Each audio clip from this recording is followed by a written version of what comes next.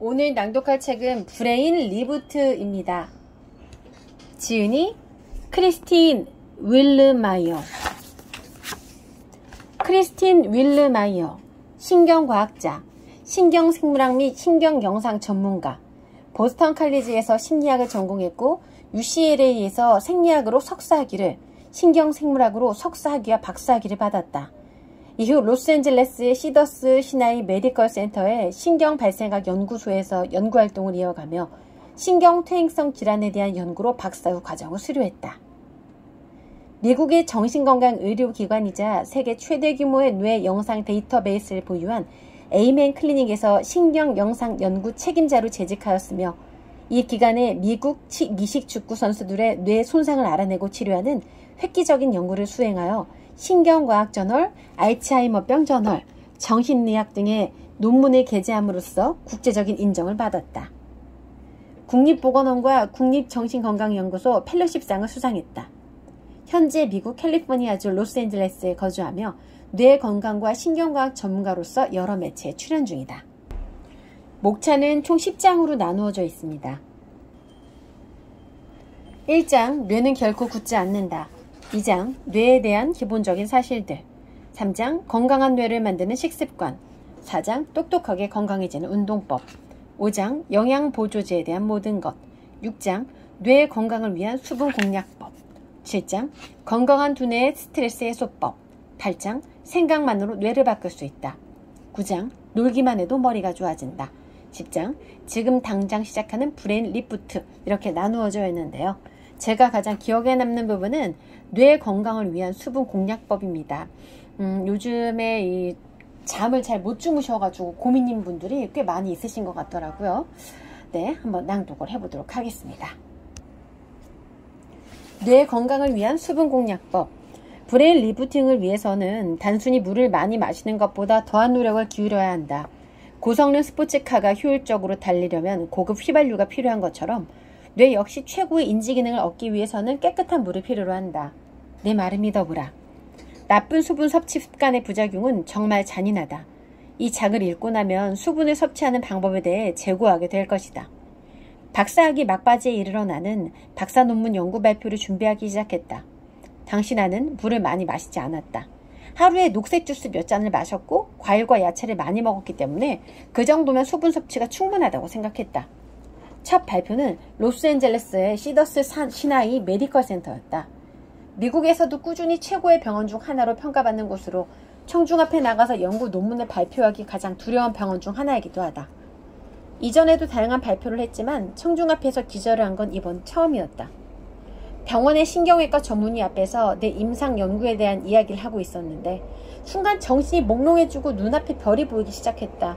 나는 속으로 생각했다. 세상에, 이러다가 쓰러질 것 같아. 그리고 정말 나는 기절했다. 그것도 발표 10분 만에. 다행히도 나는 내 뒤에 있던 의자 뒤로 넘어갔다. 그 다음 기억나는 건 내가 계속 발표를 이어나가도 되겠냐고 물었다는 점이다. 시간이 흐르고 나는 왜 그런 일이 일어났는지 의문이 들었다. 내가 긴장을 했던 걸까? 그러기엔 그 전에도 수많은 발표를 해왔기 때문에 말이 되질 않았다. 그 다음으로 기절을 했을 땐 조금 더 상황이 심각했다. 당시 나는 연구 보조금을 받은 메릴랜드 주 베네스나의 국립보건원에서 논문을 발표하고 있었다. 사람들 앞에서 내 연구에 대해 발표를 하다가 그대로 쓰러져 버렸다. 몇 명의 의사들이 내 얼굴 위로 기웃거리는 가운데 바닥에서 일어났다. 의사 한 분이 나를 쳐다보며 이렇게 말했던 기억이 난다. 그래도 우리나라에서 가장 훌륭한 의료시설에서 쓰러졌으니 다행이네요. 내게 문제가 있다는 걸 받아들일 수 있었다. 1차 진료 전문의를 만났을 땐 신경외과와 심혈관 검사를 받았다. 결과가 음성으로 나오자 그는 내 수분 섭취 습관을 물었다. 내가 지독한 탈수 상태의 가능성이 높다고 말했다. 매일매일 탈수 증상을 겪은 건 아니더라도 스트레스를 받을 때마다 수분과 전해질 부족에 스트레스가 가중되어 기절했을 가능성이 크다고 말이다. 문제를 해결하기 위한 노력을 하지 않으면 다음번엔 기절을 하다가 머리를 부딪힐 수도 있고 창피함이 문제가 아니라 뇌진탕과 같은 더 심각한 문제를 일으킬 수도 있는 일이었다. 진료를 받고 나니 어디를 가도 머리가 띵했다. 심신미약처럼 나는 어디든 물병을 가지고 다니기 시작했다. 제대로 된 수분 섭취에 주의를 기울이지 않으면 나쁜 일이 일어날 가능성이 크다는 사실을 알면서 처음 체감한 탓이었다. 그 후로 몇 년 사이 딱 한 번 더 실신한 일이 일어났다. 당시 나는 남아메리카에서 리얼리티 TV쇼 더 모래 광고 촬영을 하고 있었다. 다시 말해 어디서든 나와 함께했던 스테인리스 물병과 전해진 혼합 음료를 마시던 일상이 이어지지 못했다는 의미였다. 녹색 스크린 앞에 서 있다가 머리가 어지러지는 것 같은 익숙한 느낌이 들었다. 다행히 완전히 정신을 잃진 않았지만 잠깐 촬영을 멈추고 누워있어야 했다. 내 몸이 내게 신호를 보낸 것이나 다름없었다. 내가 나를 위해 노력을 하지 않으면 나도 너를 위해 일을 하지 않을 거야. 요즘 나는 스트레스가 될 만한 일에 들어가기 전 전해질이 들어간 물을 많이 마신다. 내가 뭘 하든 어디에 있든 상관없다. 이제는 어떤 불편함을 감수하더라도 여행을 가거나 발표를 하거나 TV 프로그램에 나갈 때면 물을 챙긴다. 적절한 수분 공급과 관련해서는 절대 모험을 해선 안 된다는 것을 몸소 배웠기 때문이며 여러분 역시 물을 마시는 것뿐만 아니라 적절한 시기에 수분과 전해질의 균형을 맞추고 수분 공급에 방해가 되는 고카페인이나 액상과 등이 든 음료수를 피해야 한다는 뜻이다. 에이맨 클리닉에서 일하기 시작한 후 나는 탈수가 뇌에 실제로 어떤 영향을 미치는지 볼 기회를 가졌다. 우리는 큰 대회를 앞두고 무게를 줄이기 위해 물까지 끄는 전문 버디비더들의 뇌 스캔을 검토하고 있었다. 단지 몇 시간만 물을 마시지 않았음에도 뇌순환이 현저하게 떨어졌다. 그들이 얼마나 건강한 상태인지 고려해 보았을 때 말이다. 그들의 뇌 스캔을 보며 즉각적이고 심각한 탈수가 과연 뇌에 엄청난 영향을 미칠 수 있는지 알아낼 수 있었다. 뇌가 목이 마를 때 일어나는 일. 모든 미국인의 4분의 3은 언제든지 만성적인 탈수 상태에 있다. 대부분의 사람들이 지속적인 탈수 상태에서 돌아다닌다는 것을 의미하며 이는 어느 날 오후 물 한 잔 마시는 걸 잊은 수준이 아니라 정말 만성 탈수를 뜻했다. 우리의 뇌는 약 75%의 물로 구성되어 있고 최적으로 작동하기 위해서는 75%의 물로 유지되어야 한다는 사실을 이 통계를 더하면 된다.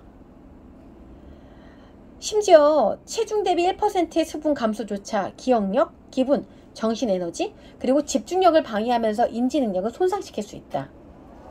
몸무게의 2%에 해당하는 수분이 줄어들면 뇌가 둔감해진다. 더 느린 반응 시간, 단기 기억력 문제, 정신적 피로, 혼란, 불안, 그리고 기분의 손실을 갖게 될 것이다. 경미한 탈수는 또한 운동 능력을 방해하여 사고 가능성을 높일 수 있다. 운전 중이거나 보행 중이거나 지속적인 주의를 요구하는 제조 또는 운송업에 일할 경우 정말 어마무시한 결과가 아닐 수 없다. 설상가상으로 연구에 따르면 탈수가 기분에 미치는 영향은 수분을 섭취한 후에도 계속된다고 한다.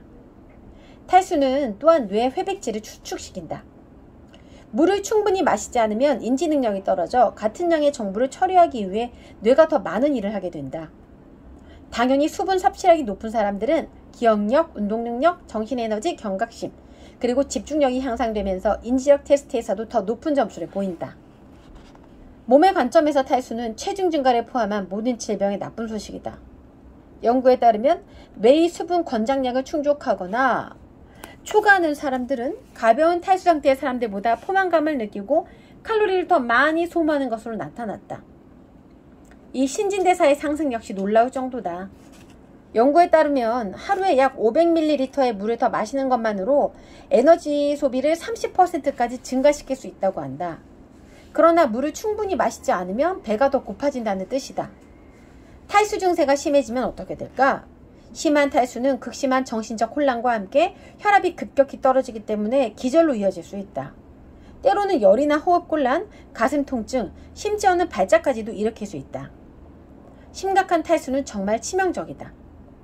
많은 사람들은 덥고 습한 기후가 아니라면 수분을 잃지 않기 때문에 수분 섭취에 대해 걱정할 필요가 없다고 추측한다.